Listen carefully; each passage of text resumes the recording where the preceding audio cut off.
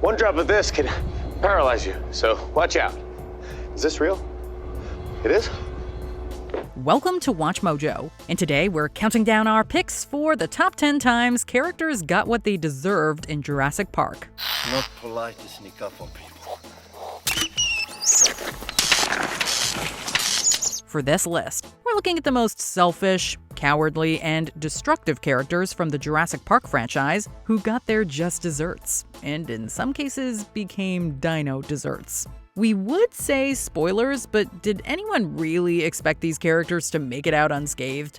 Which Jurassic Park character do you think got what they deserved? Let us know in the comments. Number 10. Gunnar Eversole, Jurassic World, Fallen Kingdom. A wormy auctioneer, Eversole doesn't care how dangerous a product is as long as he makes a sizable profit. This includes dinosaurs that have been taken from Isla Nublar. Eversole agrees to auction off the prehistoric beasts on the black market, knowing full well they'll be weaponized. $4 million is a slow Tuesday where I'm from. You're wasting my time. Aside from only caring about money, Eversole isn't even a good auctioneer, talking at a snail's pace with no charisma and losing control of the crowd when the Indoraptor is presented. $24 million. After the dinos break out, Eversole doesn't hesitate to push aside a woman whose screaming alerts the Indoraptor. While Eversole inputs the elevator code, his carelessness ultimately gets him mauled to death along with 3 others. We'd say wrong floor, but his comeuppance feels so right.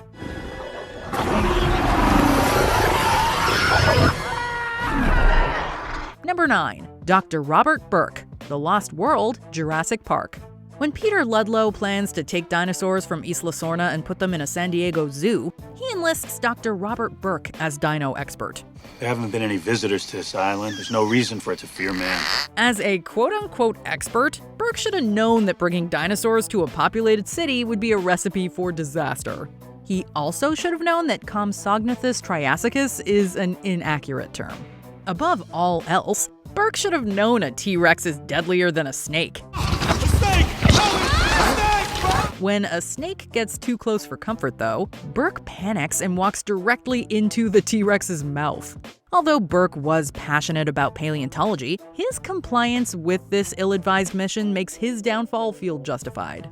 It also backs up the theory of Burke's real-world inspiration, Robert Bacher, who believed the T-Rex was a predator. Number 8. Ken Wheatley, Jurassic World, Fallen Kingdom. This mercenary deserves a painful demise for a variety of reasons. He hunts down dinosaurs to sell on the black market, takes their teeth as trophies, and delights in seeing living creatures in pain. Beautiful. You're gonna feel that when you wake up. On top of all that, Wheatley makes one of the dumbest decisions in a franchise full of bad calls. Stumbling upon the caged Indoraptor, Wheatley decides that his necklace needs one more tooth. Thinking that he's sedated the hybrid dinosaur, Wheatley wanders into her cage and starts yanking on one of her teeth. It isn't long until the Indoraptor is yanking off Wheatley's arm. The Indoraptor doesn't stop there, as the hunter fittingly becomes the hunted.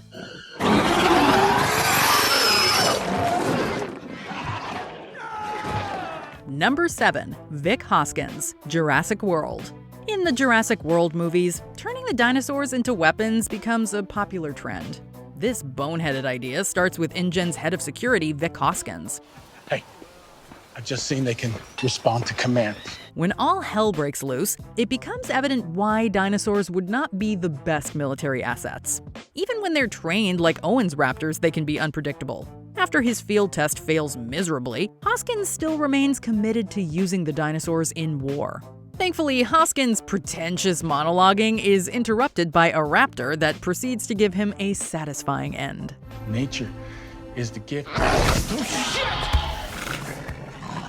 Kingpin can survive a lot of things, but even he can't bounce back from a raptor attack.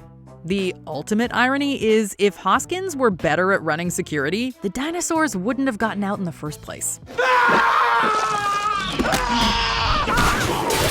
Number 6. Velociraptors, Jurassic Park. Clever girl.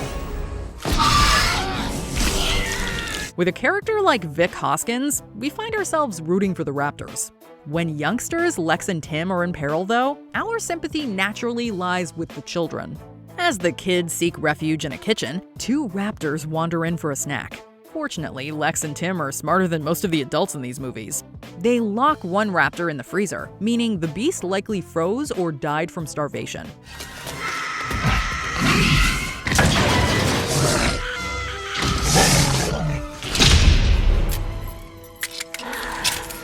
It isn't the last time our heroes are confronted by raptors, but in an unlikely twist, the T-Rex provides their salvation.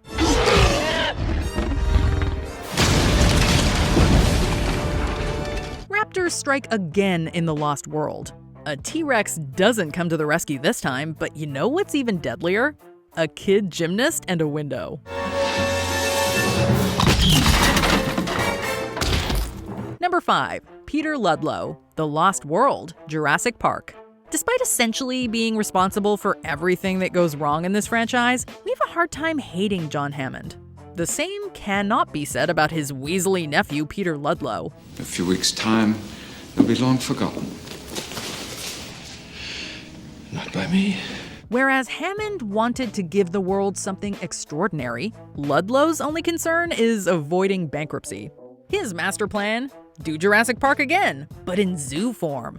The snooty Ludlow gives little consideration to the well-being of the dinosaurs, the people he's hired for this life-threatening operation, or the civilians who could be potentially endangered. When the T-Rex and his infant are unleashed upon San Diego, Ludlow becomes a small appetizer for a growing dinosaur. But hey, at least humanity learned from Ludlow's mistakes and nobody ever tried something like this again, right?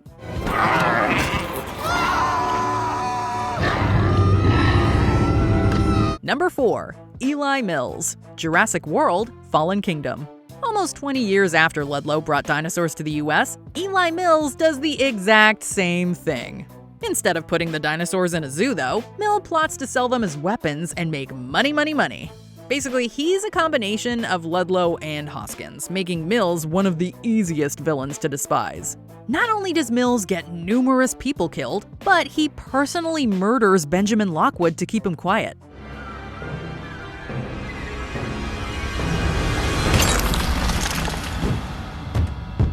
We're not sure why Lockwood didn't just call the police himself, but regardless, Mills' backstabbing eventually catches up to him. Just when it appears Mills has evaded a stampede, he becomes a plaything in a tug-of-war between a T-Rex and a Carnotaurus. So Maisie releasing the dinosaurs wasn't all bad.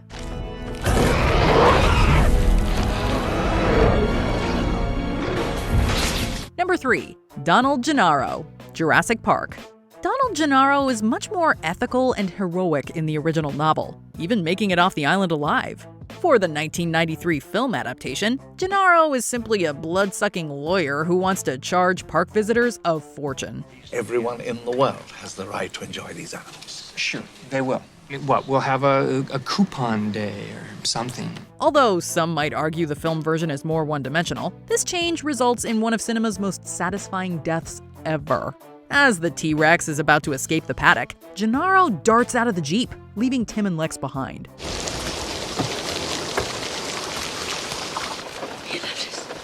He left us. Look, being greedy is one thing, but abandoning two kids without thinking twice is especially low.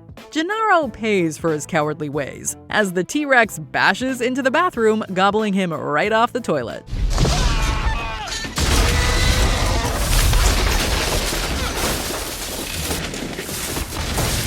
Hammond spared no expense, but he could have afforded sturdier stalls. Number 2. The Indominus Rex, Jurassic World. A transgenic dinosaur that can camouflage herself, Indominus Rex is behind most of the carnage that occurs in Jurassic World.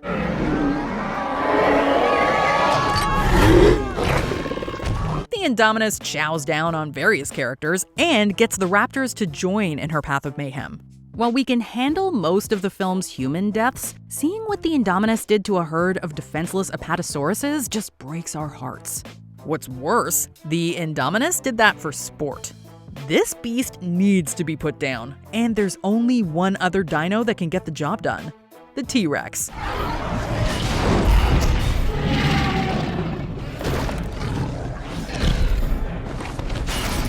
Even a Tyrannosaurus struggles against the Indominus, but with some backup from Blue and the Mosasaurus, death finds a way. At least the Indominus is now with her sibling, who she ate.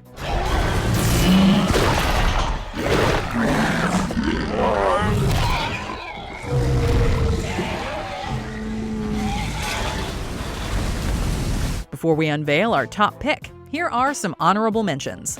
Dieter Stark, The Lost World, Jurassic Park. You shock a dinosaur, you're gonna get bitten back eventually.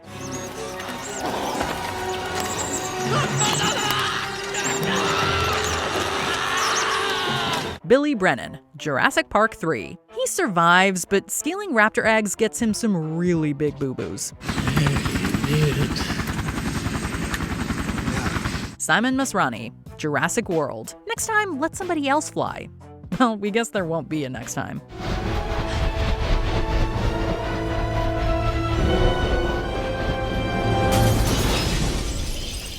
The Indoraptor, Jurassic World, Fallen Kingdom.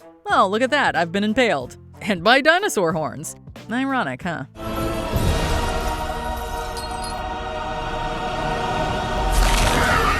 Before we continue, be sure to subscribe to our channel and ring the bell to get notified about our latest videos. You have the option to be notified for occasional videos or all of them. If you're on your phone, make sure you go into your settings and switch on notifications. Number 1. Dennis Nedry, Jurassic Park. Shouldn't use my name. Dodson! Dodson! We've got Dodson here! See, nobody cares. Jurassic Park was always an accident waiting to happen, but Dennis Nedry sped up the impending disaster in no more than 18 minutes. Unsatisfied with his salary, this computer programmer agrees to steal dinosaur embryos for a rival corporation. Although Nedry is in financial trouble, he's driven more by greed than desperation.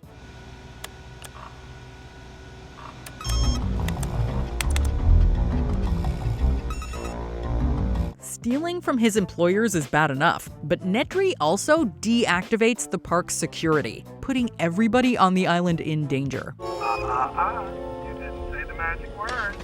Please! You can blame Hammond for creating the park, but pretty much everything from this point forward is on Dennis, who doesn't collect the rest of his cash. Similar to Psycho, the money is a red herring, with Nedry meeting a watery end in a car. Just replace a knife with a Dilophosaurus.